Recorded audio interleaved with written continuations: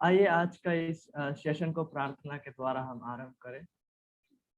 प्रभु आपको धन्यवाद देते हैं कि मैं खुद काफ़ी दिनों बाद हमारे ब्रदर्स और सिस्टर के साथ जुड़ पाया हूँ। आपको धन्यवाद देना चाहते इस समय के लिए।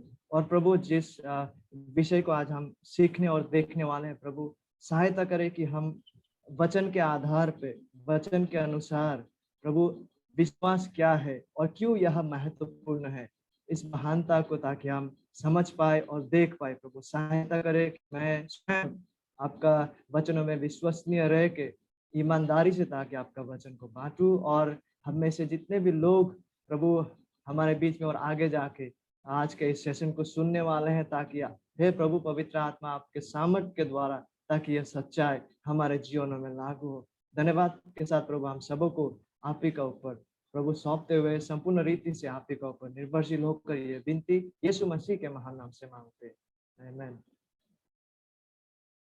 तो हम इस धारावाहिक में हैं जिसको अमेरिकन गॉस्पेल क्राइस्ट अलोन कहते हैं, और इस धारावाहिक में हम महान सुधार, जिसे प्रोटेस्टेंट रिफॉर्मेशन कहते हैं, वहां पे सिखाए गए सिद्धांतों का हम अध्ययन या स्टडी कर रहे हैं।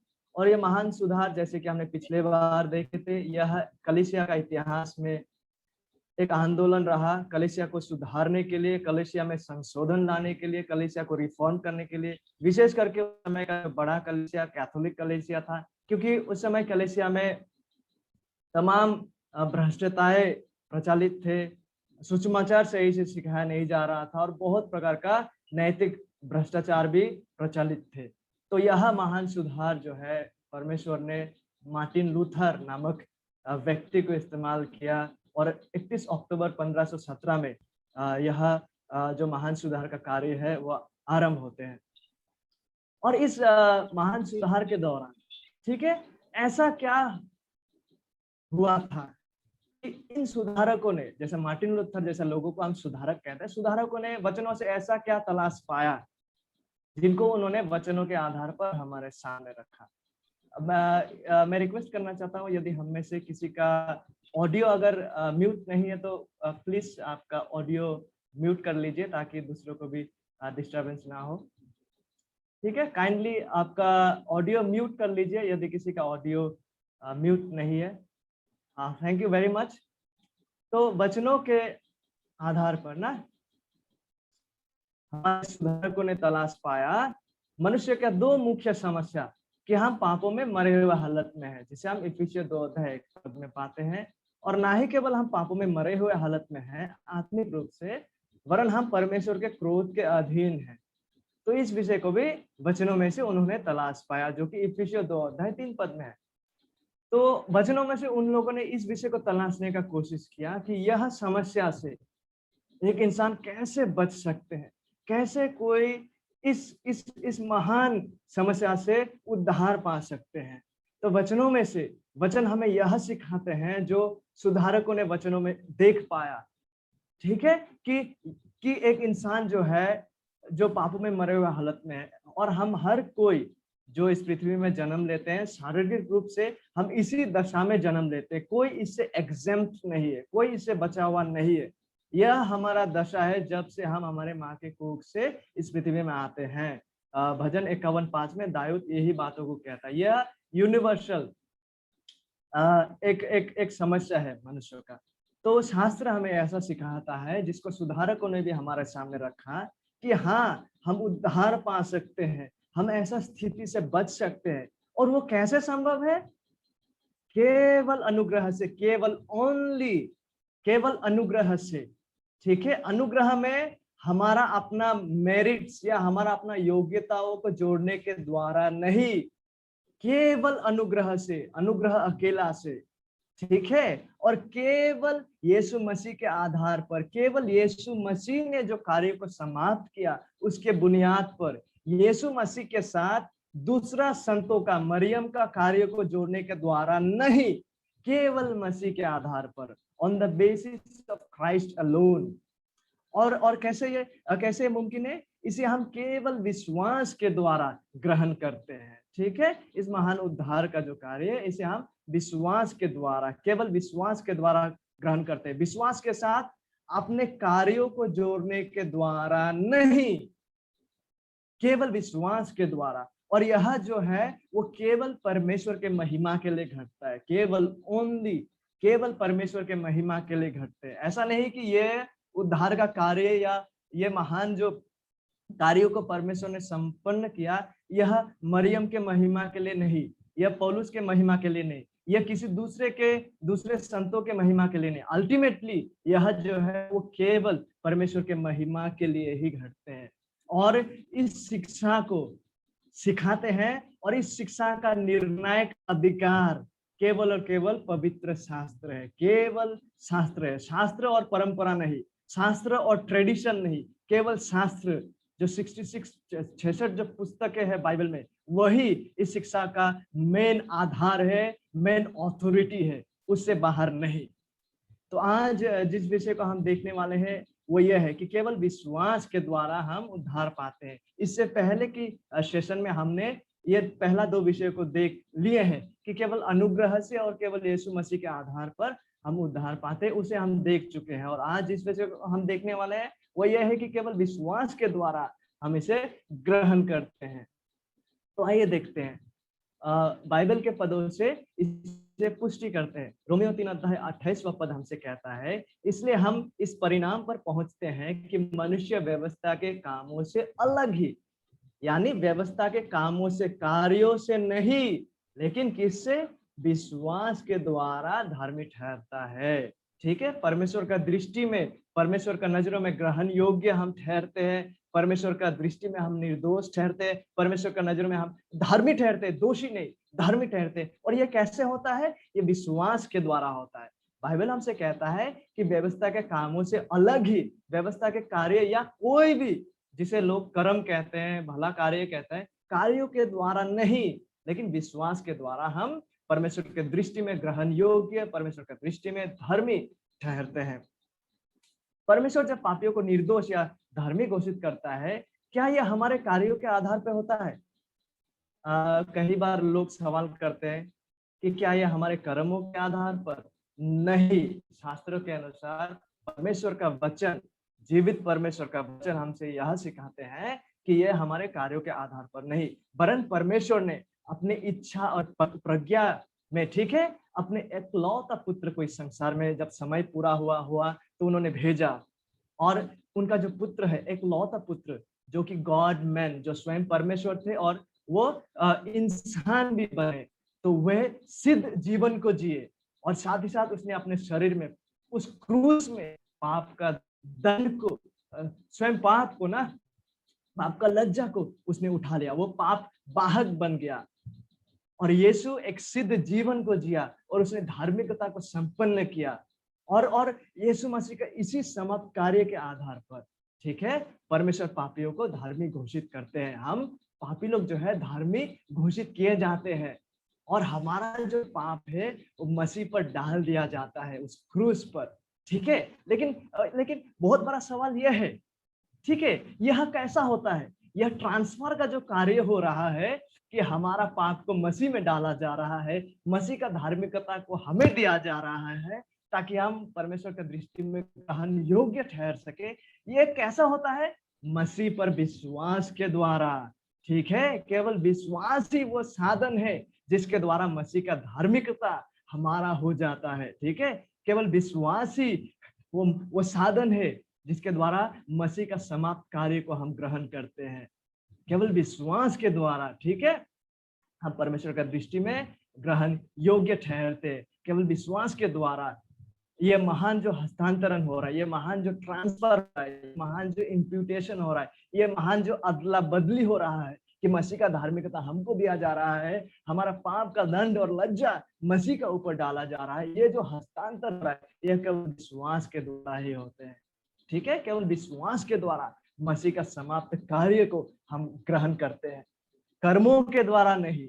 ठीक है, केवल विश्वास के द्वारा। इसलिए पौलुस यहाँ पे कहता है कि इसलिए हम इस परिणाम पर पहुंचते हैं कि मनुष्य व्यवस्था के कामों से अलग ही विश्वास के द्वारा धार्मिक ठहरता है। यह परमेश्वर का वचन है, जीवित परमेश्वर का, बाइबल का परमेश्वर यह हमको सिखाते हैं और यह वो हमको दिखाते हैं अपने वचनों के द्वारा। गलातिया 2:16 हमसे कहता है, तो भी यह जानकर कि मनुष्य व्यवस्था के कामों से नहीं पर केवल यीशु मसीह पर विश्वास करने के द्वारा धर्मी ठहरता है।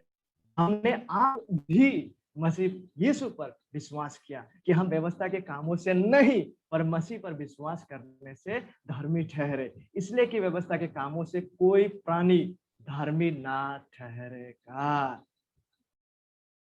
ये जो हरा में मैंने पहला क्वेश्चन रखा, कैसे कोई परमेश्वर की दृष्टि में धर्मी ठहराया जाता है?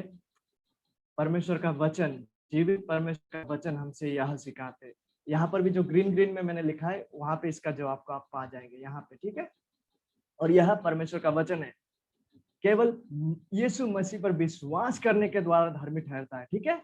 हमने, इसलिए पौलुस कहता है, हमने आप भी स्वयं भी मसीह पर विश्वास किया, क्योंकि हम विश्वास करते हैं कि केवल मसीह पर विश्वास करने के द्वारा कोई इंसान धर्मी ठहरता है। तो कैसे कोई परमेश्वर की दृष्टि में धर्मी ठहरा जाता है? मसीह पर विश्वास करने से हम धर्मी ठहरते हैं। और दूसरा सवाल यहाँ से यह है कि कैसे कोई प्राणी परमेश्वर की दृष्टि में धर्मी ना ठहरेगा?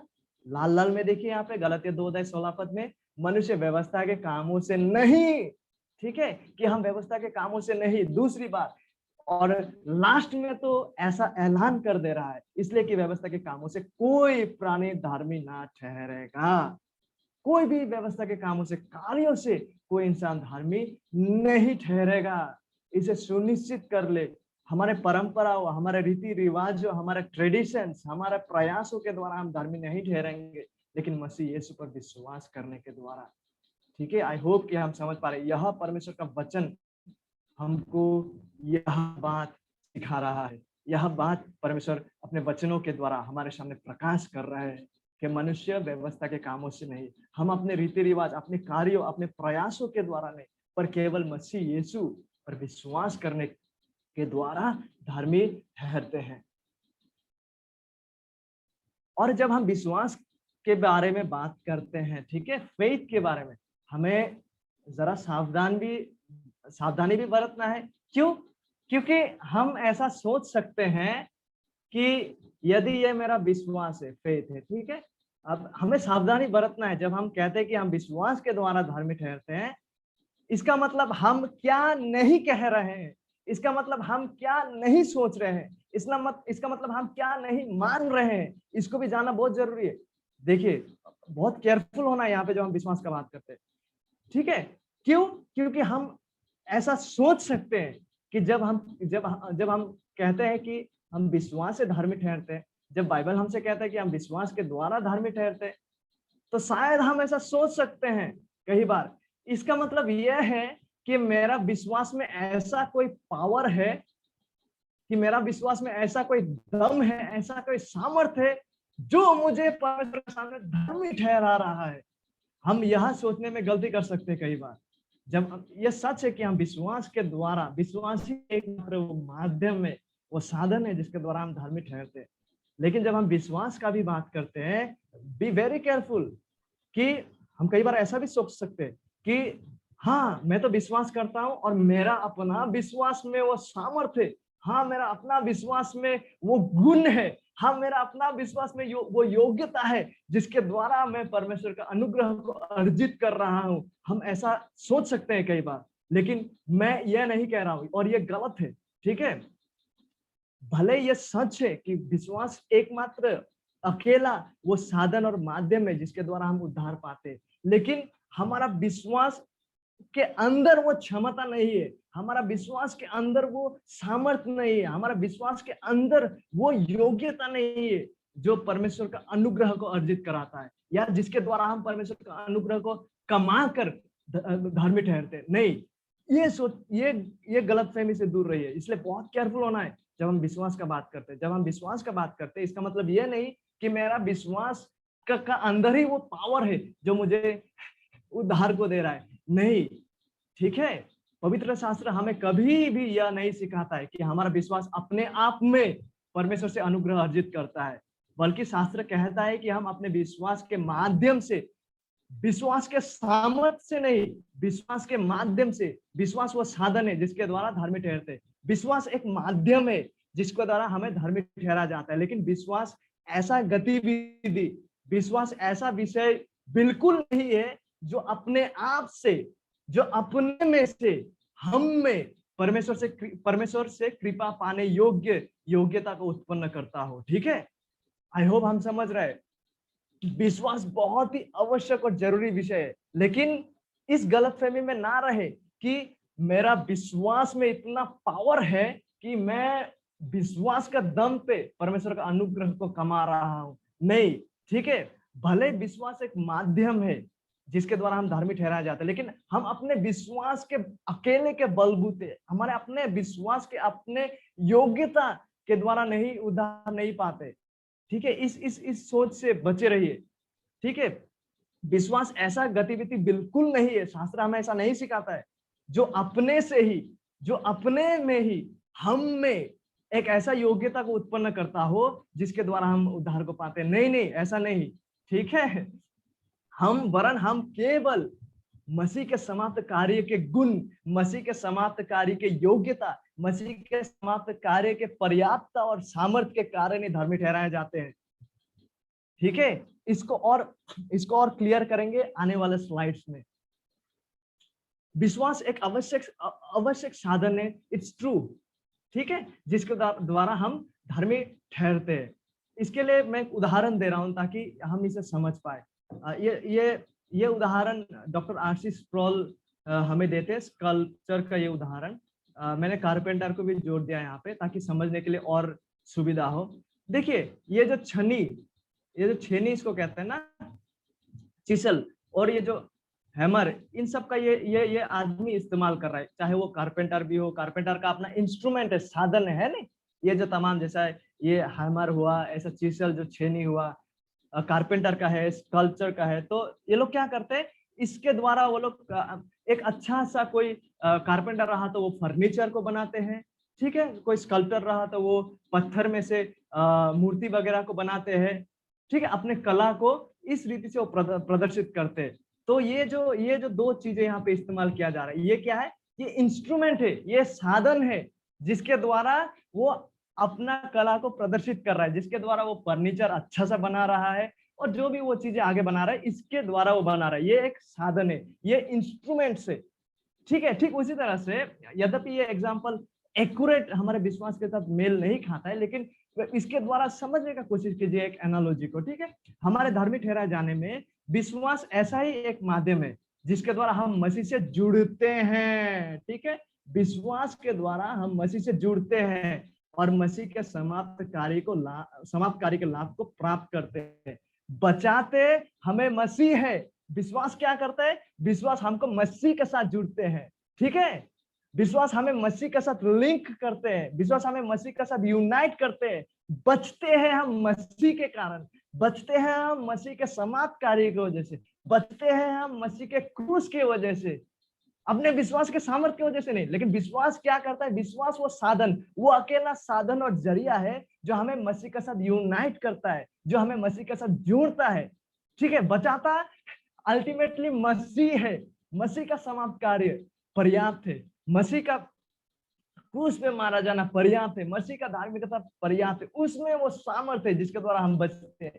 तो विश्वास क्या करता है, विश्वास हमें मसीह के साथ जोड़ते हैं। ठीक है, तो सच्चा विश्वास ना केवल आवश्यक है, लेकिन सच्चा विश्वास मसीह के धार्मिकता को हम पर ट्रांसफर या हस्तांतर किए जाने के लिए पर्याप्त है। यदि हम सच्चा विश्वासी है, सच्चा विश्वास हमें अगर है, यह पर्याप्त और काफी है। इसके साथ अपने कार्यों को जोड़ने का आवश्यकता नहीं है, केवल सच्चा विश्वास ही काफी है जिसके द्वारा मसीह का समाप्त कार्य का लाभ को आप अपने जीवन में पाते हैं। मसीह का धार्मिकता आपको दिया जाता है, आपका पाप का भार मसीह का ऊपर लगाया जाता है। ठीक है, केवल सच्चा विश्वास ना ही केवल वो आवश्यक है और अकेला एक साधन है जो हमें मसीह का साथ जोड़ता है, बल्कि वो पर्याप्त भी है। ठीक है, उसके साथ कार्यों को जोड़ने का आवश्यकता नहीं, उसके साथ हमारे अपने क्रियाओं को, परंपराओं को, हमारे रीति रिवाजों को जोड़ने का आवश्यकता नहीं। केवल सच्चा विश्वास ही पर्याप्त है और यह साथ ही साथ आवश्यक है, जिसके द्वारा हम मसीह का साथ जुड़ते हैं, मसीह का समाप्त कार्य का लाभ, सारा लाभ हम पाते हैं। ठीक है, और आइए ये महत्वपूर्ण जिस विषय को हमने शुरू में भी देखे थे ये सेशन होने से पहले, कि क्यों परमेश्वर ने विश्वास को ही धर्मी ठहराए जाने का साधन के रूप में चुन लिया। क्यों हृदय का इस मनोभाव को, जिसे हम विश्वास कह रहे हैं, कि विश्वास के द्वारा हम धर्मी ठहराए जाते हैं। क्यों प्रेम या नम्रता नहीं, क्यों हमारा रीति रिवाज परंपरा नहीं, क्यों हमारा अपना क्रियाएं नहीं, क्यों परमेश्वर ने विश्वास, यह हृदय का जो एटीट्यूड है, यह मनोभाव को ही चुना जिसके द्वारा हम धर्मी ठहराए जाते हैं। क्यों हमारा कार्य नहीं, क्यों हमारा रीति रिवाज परंपरा प्रथा रखना, वो सारे ट्रेडिशंस नहीं, क्यों हमारा कर्म नहीं, क्यों हमारा नम्रता नहीं, क्यों हमारा प्रेम नहीं। बहुत संक्षेप में इसको देख लीजिए, ठीक है, क्योंकि वचनों में से यह प्रदर्शित होता है कि सच्चा विश्वास जो है ना, वो हमारा हृदय का, जिसके ऊपर ये सच्चा विश्वास है, उसका हृदय का वो मनोभाव है, वो एटीट्यूड है जो अपने ऊपर नहीं, ठीक है, या हम जो करते हैं उस पर अपना केंद्र, आशा और भरोसा को नहीं लगाता, वरन अपने से, अपने योग्यता, अपने काबिलियत से दृष्टि हटाकर यीशु मसीह पर, यीशु मसीह के किए गए समाप्त कार्य पर, यीशु मसीह उनके वचनों के द्वारा और परमेश्वर ने जो उनके वचनों के द्वारा जो प्रतिज्ञाओं को दिया है उस पर, और विशेष करके उद्धार के लिए मसीह ने जो समाप्त किया मसीह पर, ठीक है, उद्धार के लिए और अनंत जीवन के लिए अपना संपूर्ण दृष्टि, आशा और भरोसा को लगाते हैं।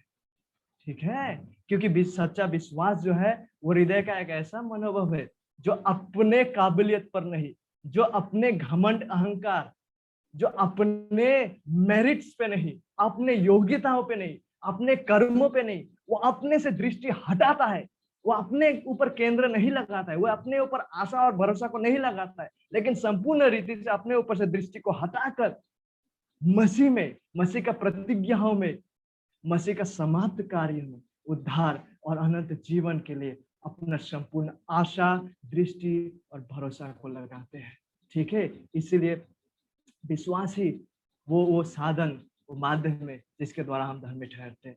देखिए, एक सच्चा विश्वासी जो है ना, वो अवश्य अपना उद्धार को डाउट कर सकते हैं। ऐसा डाउट आते हैं जिंदगी में कि क्या वाकई में मैं उद्धार प्राप्त हूँ या नहीं।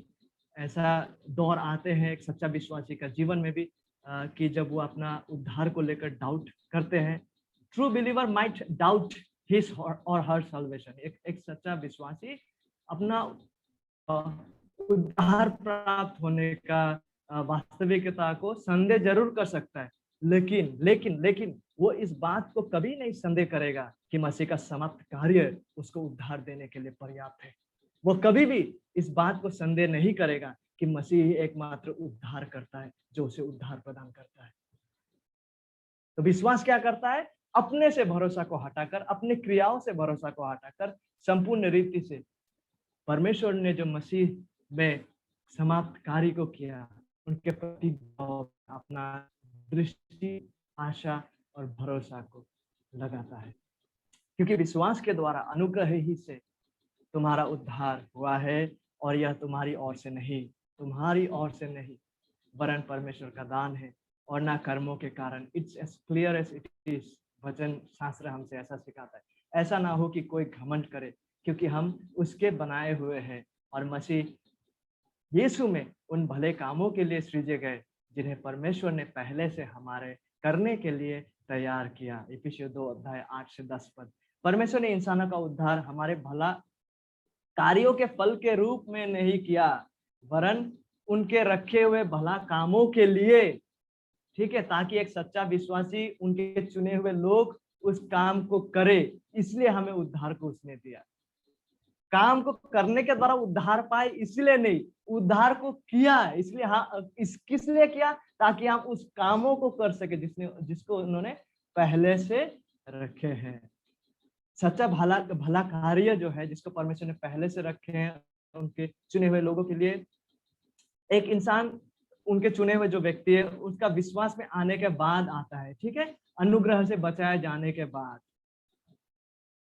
सच्चा विश्वास हमें यह भी जानना है कि हमारे ओर से नहीं, ये परमेश्वर का दान है, ठीक है। जब हम सच्चा विश्वास करते हैं मसीह पर, ये जो विश्वास हम में आते हैं ना, ऐसा नहीं कि ये विश्वास हमने स्वयं से उत्पन्न किया है ना, यह विश्वास भी परमेश्वर का दान है, ये गिफ्ट है। वचन हमसे यही कहता है, क्योंकि विश्वास के द्वारा अनुग्रह ही से तुम्हारा उद्धार हुआ है, और इस रीति से विश्वास को पाना, अनुग्रह ही से हमारा उद्धार होना, यह तुम्हारी ओर से नहीं, यह तुम्हारी ओर से नहीं, वरन परमेश्वर का दान है, ठीक है। आज काफी सारे शिक्षा को हम पाते हैं जो कहते हैं कि लोगों ने स्वयं से विश्वास किया, लोगों ने खुद से मसीह को चुना, लोग ने खुद से अपना हृदय को मसीह को दिया। जब हम पाते हैं कि मसीह, ठीक है, यदि परमेश्वर उसके अनुग्रह में, ये हम और जितने भी आप है ना, जो हमें सच्चा मसीह, सच्चा चुने हुए लोग जो इस पृथ्वी में है, यदि परमेश्वर ने हमें कभी ना चुनता ना, हम कभी भी उसे चुन नहीं सकते खुद से, हम कभी भी उनमें विश्वास नहीं कर पाते। हम अगर सच्चा विश्वास कर पा रहे हैं, हम अगर सच में परमेश्वर के अनुसार जीवन को जी पा रहे हैं, यदि हम सच में उद्धार पाए हुए इंसान है, वो इसलिए क्योंकि परमेश्वर ने हमें चुना और यह ठहराया, यह सुनिश्चित किया कि हम उद्धार को पाए, यह सुनिश्चित किया कि हम विश्वास करें, ठीक है। यह हमारे क्रियाओं से उत्पन्न नहीं होता है, इसका पहला जो कदम है वो हम नहीं लेते, हमने परमेश्वर को चुन इसलिए पाया, हम मसीह के पास आ इसलिए पाए क्योंकि पहले उन्होंने चुना और पहले उन्होंने आके उनका कार्य को किया, ठीक है। जब हम विश्वास और कार्य का बात करते हैं, उस पर एक बड़ा समस्या आ जाते हैं, जिसको शायद पिछले फेलोशिप में भी हमने आलोचना की है। इसमें पौलुस और याकूब का जो पत्री है और पौलुस का जो लिखा हुआ पत्री है, कई लोग इस इन पदों को जब पढ़ते हैं, कहते हैं कि यहाँ पे कॉन्ट्राडिक्शन है, विरोधाभास है, और वाकई में ऐसा लगने लगता है। जब हम पहली बार इन पदों को पढ़ते हैं ना, एक साथ लगता है कि पौलुस कुछ और सिखा रहा है, याकूब कुछ और सिखा रहा है, तो हम डाउट करने लगते हैं कि बाइबल में तो एकता नहीं है, बाइबल में ही विरोधाभास है, बाइबल का कुछ पद कुछ और सिखा रहा है, बाइबल का दूसरा पद कुछ और सिखा रहा है। तो इसी समस्या, और क्योंकि हम आज विश्वास और कर्मों के बारे में आलोचना कर रहे हैं, तो अवश्य इस डाउट को क्लियर करना भी बहुत जरूरी बन जाता है, ठीक है। तो आइए, ये समस्या क्या है, इन पदों को पढ़ते हैं, तो हम इस समस्या का भी देखेंगे कि इसको किस तरह से बिब्लिकली इस समस्या को हम सामने हार्मोनाइज कर सकते हैं, और हम देखेंगे कि इसमें कॉन्ट्राडिक्शन, विरोधाभास नहीं है, वरन दोनों ही सहमत है। रोमियो 3:28 पद में पौलुस कहते हैं, इसलिए हम इस परिणाम पर पहुंचते हैं कि मनुष्य व्यवस्था के कामों के बिना, व्यवस्था के कामों से अलग है, व्यवस्था के कामों से नहीं, विश्वास के द्वारा धर्मी ठहरता है। लेकिन देखिए, याकूब का पत्र जब हम पढ़ते हैं तो हम पाते हैं, याकूब का 2:24 पद में ऐसा कहता है, सो तुमने देख लिया कि मनुष्य केवल विश्वास से नहीं, अरे बाबा, पौलुस कह रहा है केवल विश्वास यहाँ पर है, कामों से नहीं। याकूब कह रहा है मनुष्य केवल विश्वास से नहीं, वरन कर्मों से भी धर्मी ठहरता है। जब हम ऐसा पढ़ने लगते हैं, पहला दृष्टि में लगता है कि सच में यहाँ विरोधाभास है, ऐसा लगने लगता है कि कॉन्ट्राडिक्शन यहाँ पे है, बाइबल दो जगह अलग अलग शिक्षाओं को सिखा रहे हैं एक ही विषय में, तो हम कौन सा माने। तो कई बार ऐसा डाउट्स आ सकते हैं, कई बार हम कह सकते हैं कि कह भी देते हैं कि इसमें तो विरोधाभास है। लेकिन देखिए, जब हम इस शब्द को अपने अपने संदर्भ में स्टडी करेंगे, ठीक है, धर्म में ठहरना, और इसमें जब याकूब धर्म में ठहरना का बात करते हैं, इसको इंग्लिश में जस्टिफाई कहते हैं, ये भी जस्टिफाई, ये भी जस्टिफाई, एक ही वर्ड। इससे पहले कि हम इस वर्ड स्टडी को करें, मैं एक उदाहरण इलस्ट्रेशन को देना चाहूंगा, ताकि जब हम इस वर्ड स्टडी को करें और क्लियर हो जाए। जैसे कि एक वर्ड है इंग्लिश में, ठीक है, ट्रंक, ठीक है, ट्रंक वर्ड का हालांकि काफी सारे मीनिंग है, कम से कम 2 मीनिंग को हम लेते हैं। ठीक है, ट्रंक शब्द का 2 अर्थ है। एक है बक्सा, बॉक्स। ट्रंक बक्सा जो है ना, हम जो हॉस्टलाइट्स कभी जिंदगी में हॉस्टल में रहे होंगे तो आपको बहुत अच्छा से पता होगा कि ट्रंक क्या है, क्योंकि आप हमने अपना हॉस्टल का जीवन इसी बक्से के साथ गुजारा है। तो ठीक है, ट्रंक एक बक्सा है जिसपे हम अपना कपड़ा, अपना पुस्तकें, और कई बार मम्मी पापा जो हमें बिस्किट्स वगैरह, हॉर्लिक्स वगैरह देते थे, तो बक्सा ट्रंक में लॉक करके रखते थे ताकि कोई चोरी ना कर ले। ठीक है, तो ट्रंक एक बक्सा को भी कहते हैं, ट्रंक है।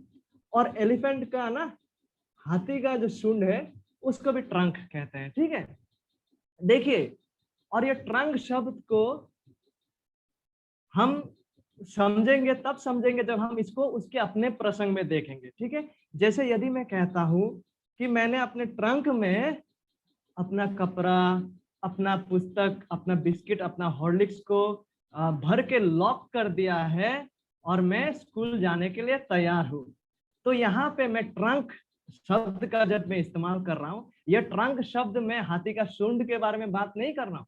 मैं ऑब्वियसली ये संदर्भ में मैं किसके बारे में बात कर रहा हूँ, मेरा वो बक्सा के बारे में। ठीक है, तो आइए ठीक इसी रीति से हम आज देखेंगे कि ये जो जस्टिफाई शब्द है ना, उसको पौलुस ने जस्टिफाई को अलग रीति से इस्तेमाल किया, और एक ही शब्द को जो है याकूब ने अलग तरीके से इस्तेमाल किया, अलग परिभाषा में इस्तेमाल किया। तो इसका 2 संभावित अर्थ को हम देखते हैं। जस्टिफाई जो शब्द है, धार्मिक ठहरना, उसका सबसे पहला अर्थ यह है उद्धार के संदर्भ में, टू बी डिक्लेयर्ड राइचस। जब परमेश्वर किसी इंसान को धार्मिक घोषित करते हैं, उसे ग्रहण योग्य ठहराते हैं, जब वो इंसान को परमेश्वर ग्रहण करते हैं, ठीक है, उसे घोषित कर देते हैं कि वो निर्दोष है, वो उद्धार पा जाते हैं, तो वो है धार्मिक ठहराने का पहला अर्थ जस्टिफाई का, कि किसी को धार्मिक जब परमेश्वर घोषित करते हैं। और इसी जस्टिफाई शब्द का दूसरा जो संभावित अर्थ है वो यह है प्रमाणित होना या प्रदर्शित होना। ठीक है, और पौलुस जब अपने पत्री में यहाँ पे रोमियो 3:28 पद में धार्मिक ठहरना शब्द को यूज कर रहा है, वो ये पहला अर्थ को इस्तेमाल कर रहा है। ठीक है, धार्मिक ठहरने के बारे में जब पौलुस कह रहा है, वो पहला अर्थ को इस्तेमाल कर रहा है कि परमेश्वर जब किसी इंसान को अपने दृष्टि में धार्मिक घोषित करता है कि वो निर्दोष है, उस पर और दंड की आज्ञा नहीं है, कि वो धर्मी है, तो वो वाला अर्थ को पौलुस यूज कर रहा है जब वो जस्टिफाई या धार्मिक ठहरना शब्द को रोमियो में उपयोग कर रहा है। ठीक है, लेकिन याकूब जो है ना, इस जस्टिफाई धार्मिक ठहरने का ये दूसरा अर्थ को वो यूज कर रहा है अपने पत्र में, वो है प्रदर्शित होना या प्रमाणित होने के बारे में। कैसे? आइए हम याकूब के संदर्भ में इसे देखते हैं तो ये और भी क्लियर हो जाएगा। जैसे याकूब के संदर्भ में हम इसे देखते हैं, याकूब 2:14 पद में याकूब ऐसा कह रहा है, एक ही संदर्भ 2:24 पद में जहां बात किया ना, उसी अध्याय का 14 पद को हम पढ़ते हैं। हे मेरे भाइयों, यदि कोई कहे कि मुझे विश्वास है पर वो कर्म ना करता हो, तो इससे क्या लाभ? क्या ऐसा विश्वास कभी उसका उद्धार कर सकता है? देखिए, याकूब जब यहाँ विश्वास का बात को कर रहा है इस संदर्भ में और धार्मिक ठहरने का, वो यहाँ पे याकूब जो सवाल को सामने ला रहा है वो यह है कि किस तरह का विश्वास सच्चा विश्वास है। वो विश्वास के अब कौन सा है वो विश्वास, हम वैसा कैसा पहचानेंगे वो सच्चा विश्वास को, उसके बारे में याकूब बात कर रहा है। ठीक है, James is raising the issue of what kind of faith, किस तरह का विश्वास उद्धारदायी विश्वास है। तो संदर्भ में वही बात हो रहा है कि यदि कोई कहता है कि मुझे विश्वास है पर कर्म ना करता हो, तो इससे क्यों, क्या लाभ है? क्या ऐसा विश्वास किसी को उद्धार कर सकता है? तो याकूब यहाँ पे जो बात कर रहा है वो इस विषय का कि कौन सा है वो विश्वास जो कोई फायदा का नहीं है, और कौन सा है वो विश्वास जो वाकई में उद्धारदायी विश्वास है। क्योंकि क्यों ये जरूरी था? क्योंकि बहुत सारे लोग ऐसे रहे और आज भी हैं जो मुंह से अंगीकार करते हैं कि मैं विश्वासी हूं, जो यह कहता तो है कि मैं विश्वास करता हूं, लेकिन उसके बावजूद उसके जीवन यात्रा, उसके लाइफस्टाइल यह प्रदर्शित करता है कि वो वाकई में विश्वासी नहीं है, कि वो विश्वास नहीं करता। इसलिए यह बहुत जरूरी बन गया था याकूब के लिए भी कि वो भिन्नता को प्रदर्शित करे, कि कोई कह सकता है कि मैं मुंह से अंगीकार कर सकता है कि मैं विश्वासी हूं, उसके बावजूद अगर उसके जीवन में विश्वास का सच्चा फल नहीं है तो वो झूठ कह रहा है। ठीक है, इसलिए जब कोई इंसान दावा कर रहा है कि मैं विश्वास करता हूं, तो कैसा ये प्रमाणित और प्रदर्शित होगा कि वो सच्चा है या नहीं? वो तब प्रमाणित और प्रदर्शित होगा, इट विल बी जस्टिफाइड।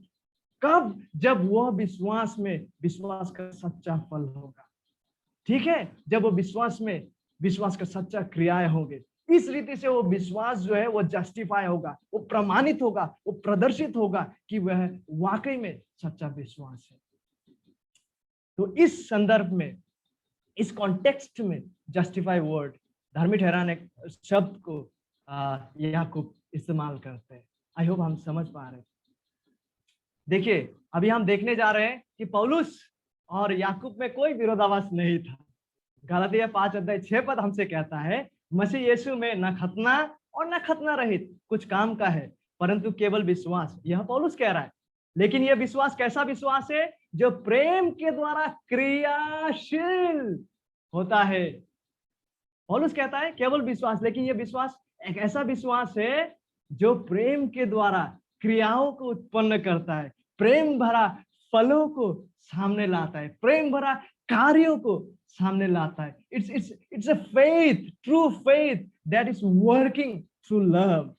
हम एक ऐसा विश्वास के द्वारा बचाया नहीं जाते जो कोई अच्छा कार्य को उत्पन्न ना करता हो। ठीक है, हम एक ऐसा विश्वास के द्वारा बचाए जाते हैं जो प्रेम के द्वारा अच्छा कार्य को, फल को, प्रेम के द्वारा जो क्रियाशील होते, फल को उत्पन्न करते, अच्छा फल को लाते। इब्रानी 11:8 विश्वास ही से अब्राहम जब बुलाया गया तो आज्ञा मानकर ऐसी जगह निकल गया जिसे मिरस में लेने वाला था, और यह ना जानता था कि मैं किधर जाता हूं, तो भी निकल गया। देखिए यहाँ पे विश्वास ही से अब्राहम ने क्या किया? जब बुलाया गया तो आज्ञा उसने माना। ठीक है, ये जो आज्ञा मानना है, ये जो आज्ञाकारिता है, ये विश्वास ही से उत्पन्न हुआ है, ये विश्वास का फल है। लेकिन विश्वास और आज्ञा मानना एक ही विषय नहीं है। इन दोनों में रिलेशनशिप क्या है? रिलेशनशिप यह है कि विश्वास आया है और विश्वास ने इस आज्ञाकारिता, इस फल को प्रोड्यूस किया, उत्पन्न किया।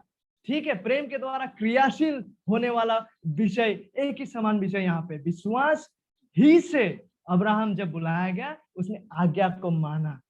ठीक है, विश्वास ने इस आज्ञा मानने का कार्य को उत्पन्न किया। और विश्वास और आज्ञा मानना समान विषय नहीं है, लेकिन विश्वास जब आया, विश्वास ने इस क्रिया को, इस आज्ञा मानना को उत्पन्न किया। ठीक है, तो विश्वास और क्रिया का बीच में आई होप बिब्लिकल जो रिलेशनशिप है उसे हम समझ पा रहे।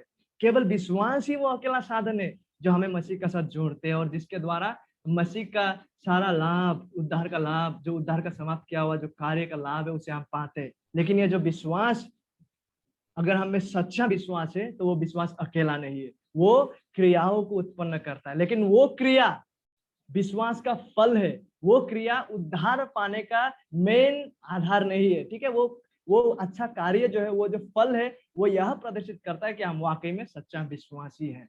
वो विश्वास के द्वारा ही वो उत्पन्न हुए हैं। ठीक है, आई होप हम भिन्नता को समझ पा रहे हैं। काफी सारे मेजर भिन्नता का हमने बातें की है। आई होप प्रभु हमें इसे अच्छी रीति से समझने में, विश्वास करने में और इसी रीति से बढ़ने में सहायता करे, इस समझ की परिपक्वता में। वेस्टमिंस्टर कन्फेशंस ऑफ फेथ, यह एक बहुत ही शानदार पुस्तक है। दुख की बात है कि शायद ये केवल इंग्लिश में है, मुझे पता नहीं कि ये हिंदी में है या नहीं, मैं ढूंढूंगा। अगर मुझे मिल जाता है कहीं तो मैं आप सबों के साथ बांटना चाहूंगा। ठीक है, इस पुस्तक में 11 जो अध्याय है, चैप्टर 11 में ऐसा बातें लिखे हुए हैं, बहुत ही सुंदर बातें विश्वास के बारे में। विश्वास जो है ना, वो मसीह और उसकी धार्मिकता को ग्रहण करना और उस पर विश्राम करना है। तो विश्वास क्या है? वो मसीह और उसके जो धार्मिकता है उसको ग्रहण करता है और उस पर रेस्ट करता है। ठीक है, मतलब अपना संपूर्ण भरोसा को उस पर थाम देता है, जो कि धार्मिक ठहराए जाने का अकेला साधन है। ये जो विश्वास है वो धार्मिक ठहराए जाने का अकेला वो साधन है। फिर भी उसके बावजूद यह धार्मिक ठहराया गया व्यक्ति जो है विश्वास के द्वारा, उसमें यह विश्वास जो है वो अकेला नहीं है, लेकिन यह अन्य सभी उद्धारदायी अनुग्रह के साथ होते हैं। ये जो विश्वास है ये अकेला ही साधन है जो जिसके द्वारा हम मसीह के साथ जुड़ते हैं, लेकिन विश्वास जो है वो उसके साथ अन्य सभी उद्धारदायी अनुग्रह भी होता है। क्योंकि यह जो विश्वास है यह मृत विश्वास नहीं है, लेकिन यह एक ऐसा विश्वास है, सच्चा विश्वास जो प्रेम द्वारा क्रियाशील होते हैं। आई होप हम समझ पा रहे हैं, जो प्रेम द्वारा क्रियाशील होते हैं। इसलिए हम यह कह सकते हैं कि याकूब और पौलुस जो है ना, वो एक दूसरे का विरोधाभास में नहीं था। बाइबल में एक अलग सा एकता है। जब हमने उसके अपने अपने संदर्भ में प्रसंग में देखा तो हमने पाया कि उनमें कोई विरोधाभास नहीं है। और आत्मिक जीवन और धर्मी ठहराए जाने का जो उपहार है जिसको हम परमेश्वर से पाते हैं, उसको हम केवल सच्चा विश्वास के माध्यम से ग्रहण करते हैं या प्राप्त हमें होता है। और इससे जो कुछ जो ठीक है अच्छा कार्य निकलता है ये सच्चा विश्वास करने के द्वारा, वो अच्छा कार्य जो है जो इससे निकलता है, जो इसका फल है विश्वास का, वे उपहार प्राप्त करने का आधार या बुनियाद नहीं है। ठीक है, ये जो क्रियाएं जो आते हैं ना जब हम विश्वास करते हैं, देखिए फेथ, जब हम सच्चा विश्वास करते हैं, यहाँ से जो फ्रूट्स, जो फल और जो क्रियाएं आते हैं ना, ये जो फल है ना, ये धार्मिक ठहराए जाने का बुनियाद नहीं है। ठीक है, लेकिन वे सच्चा विश्वास का फल है, प्रदर्शन है, प्रमाण है और पुष्टि है कि हमने वाकई में विश्वास किए हैं। ये फल का होना यह दिखाते हैं कि हम में सच में सच्चा विश्वास है। तो एक बहुत ही महत्वपूर्ण सवाल हम सभी का सामने आज है, और वो यह है, इज योर फेथ रियल? क्या आपका विश्वास सच में सच्चा है? और क्या वाकई में आपके जीवन में इस सच्चा विश्वास का फल है? क्या ये सच्चा विश्वास का फल आपके जीवन में पाया जाएगा? क्या वाकई में आप में यह सच्चा विश्वास है? और क्या यह सच्चा विश्वास का फल को, जिसे यह प्रमाण होता है कि आप वाकई में सच्चा विश्वासी है, क्या ये फल आपके जीवन में है? क्या आप वाकई में पवित्रता और धार्मिकता में बढ़ रहे हैं? सच्चा प्रेम में, परमेश्वर से प्रेम करने में, परमेश्वर के लोगों से प्रेम करने में, परमेश्वर के वचन को प्रेम करने में बढ़ रहे हैं? क्या आपका विश्वास सच्चा है?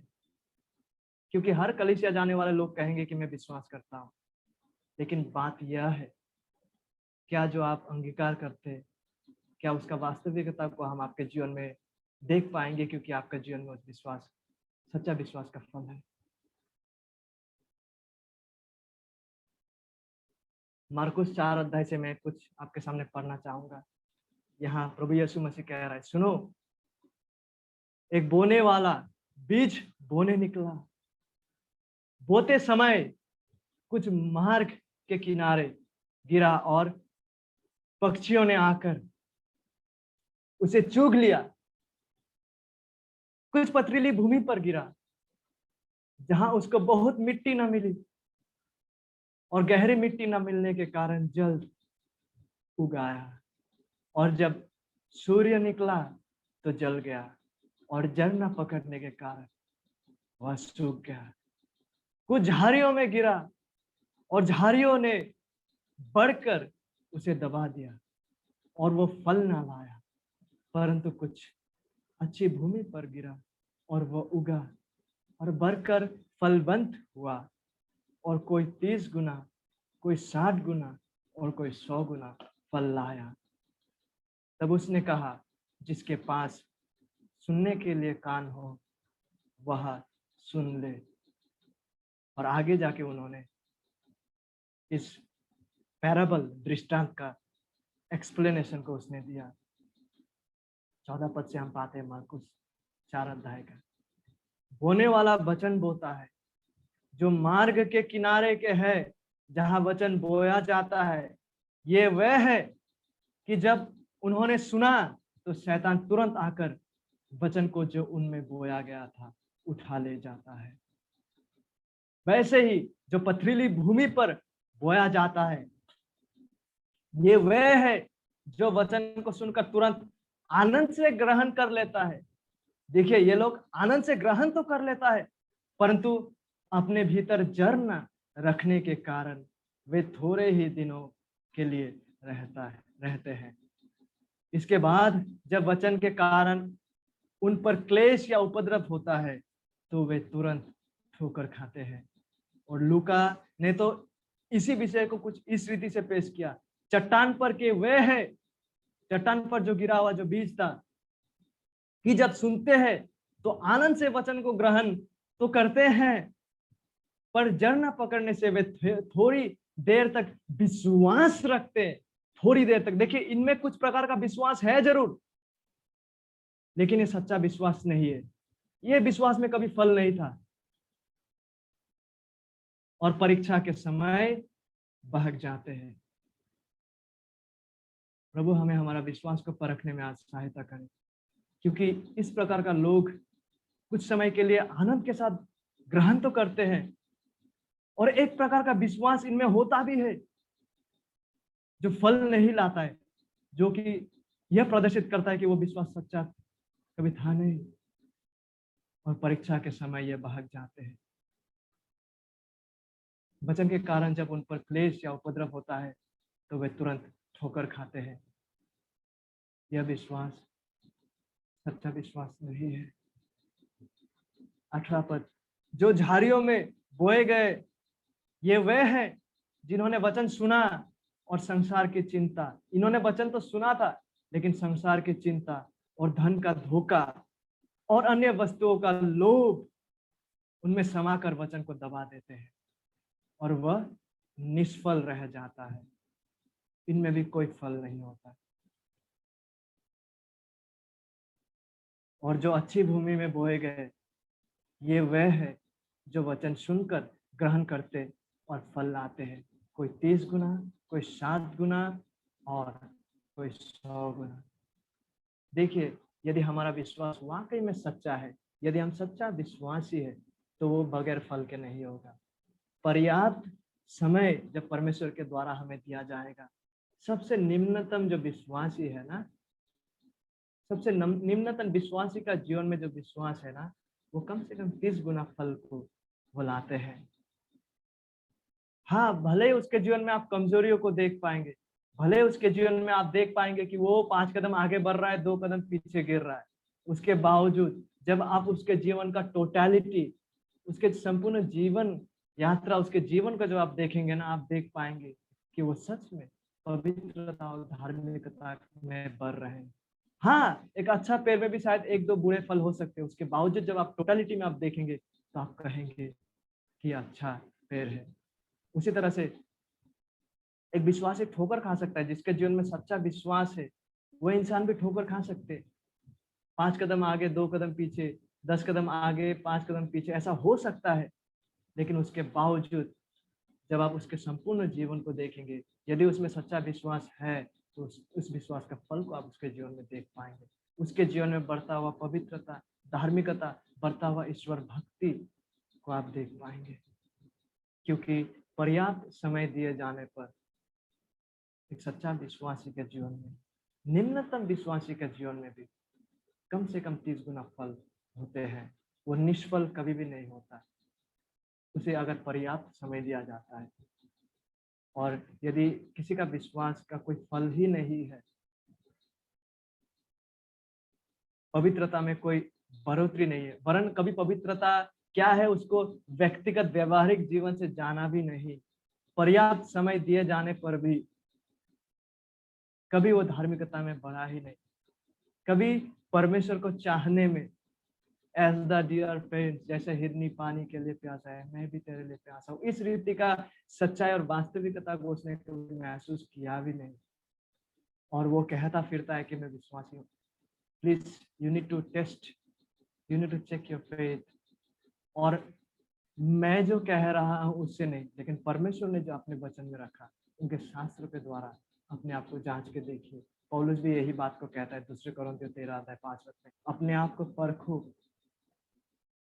कि विश्वास में हो कि नहीं, अपने आप को जांचो, कुछ समय लीजिए और अपने आप को जांचिए और देखिए कि क्या मेरा विश्वास सच्चा है, कि क्या मैं वाकई में उद्धार के लिए, जीवन के लिए, अनंत जीवन के लिए अपने आप से, अपने प्रयासों से, अपने कार्यों से दृष्टि को हटाकर, अपने रीति रिवाजों से दृष्टि को हटाकर, संपूर्ण रीति से मसीह ने जो किया, शास्त्र हमें जो दिखाते हैं मसीह के बारे में, उसका समाप्त कार्य, उसका प्रतिज्ञाओं को, क्या मैं उन पे संपूर्ण रीति से अपना भरोसा, आशा, आस्था को लगा दिया हूँ उद्धार के लिए, अनंत जीवन के लिए, पाप क्षमा के लिए, परमेश्वर के साथ मेल मिलाप के लिए, परमेश्वर का उपस्थिति में प्रवेश करने के लिए।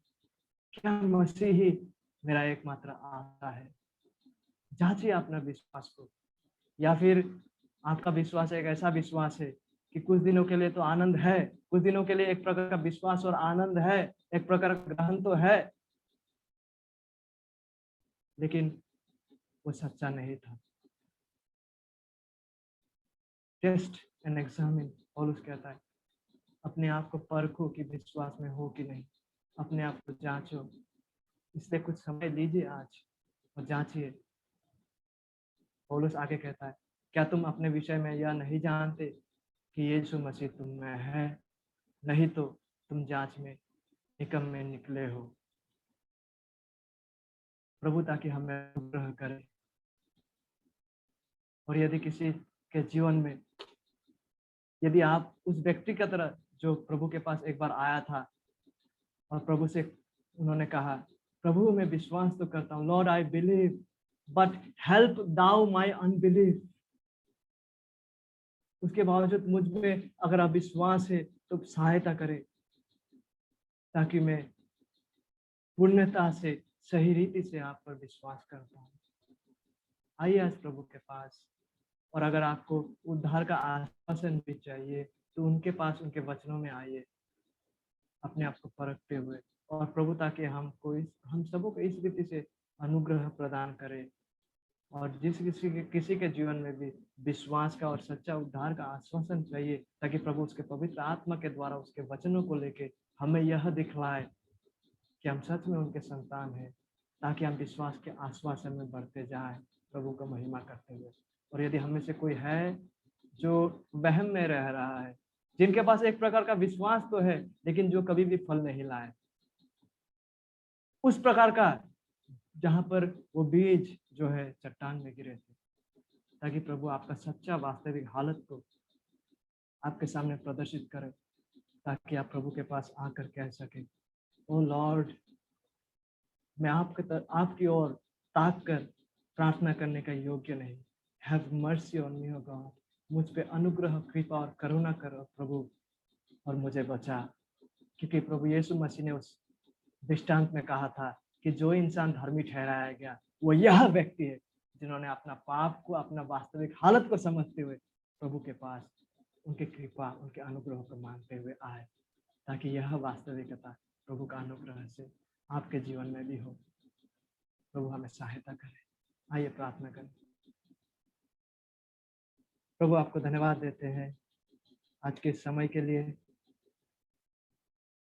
वो प्रभु आपके वचन के द्वारा हमने आज विश्वास, सच्चा विश्वास के वास्तविकता के बारे में हमने देखा। वो प्रभु सहायता कीजिए, यदि हमें से कोई है प्रभु जो अंगीकार तो करते हैं कि मैं विश्वासी हूँ, लेकिन उसके जीवन में सच्चा विश्वास का कोई फल नहीं, प्रभु सहायता करें एक दर्पण की तरह, ताकि आज वह आपके वचनों को देखते हुए अपने जीवन का वास्तविकता को देख पाए, और प्रभु अपने जीवन का वास्तविकता को देखते हुए आपके पास आपके अनुग्रह, आपके कृपा को मांगने के लिए ताकि आए और आपसे कहे, have mercy on me O God, मुझ पे अनुग्रह और करुणा और कृपा कर है प्रभु, ताकि मैं बच सकूं। और साथ ही साथ प्रभु कई बार सच्चा विश्वासी भी प्रभु अपना उद्धार का आश्वासन में प्रभु डाउट करते, अनुग्रह करे प्रभु, और हमें आज आपके वचनों के द्वारा और एक बार आश्वासित कर प्रभु।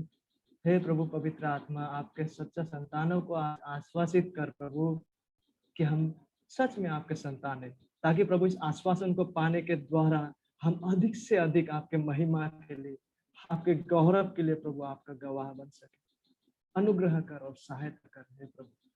और प्रभु जो भी आज हमने आपके वचनों में देखा, हे प्रभु पवित्र आत्मा आपके सामर्थ्य के द्वारा उन सत्य को हमारे किसी के जीवन में लागू करें, ताकि प्रभु हम अच्छा फल को ला पाए, ताकि आपके वचन के अनुसार हम अपने जीवन को बिता पाए। धन्यवाद के साथ हम सबों को आपके चरणों में सौंपते हैं। सारा आदर सम्मान और महिमा आप ही को दे के ये विनती यीशु मसीह के महान नाम से मांगते हैं, आमीन।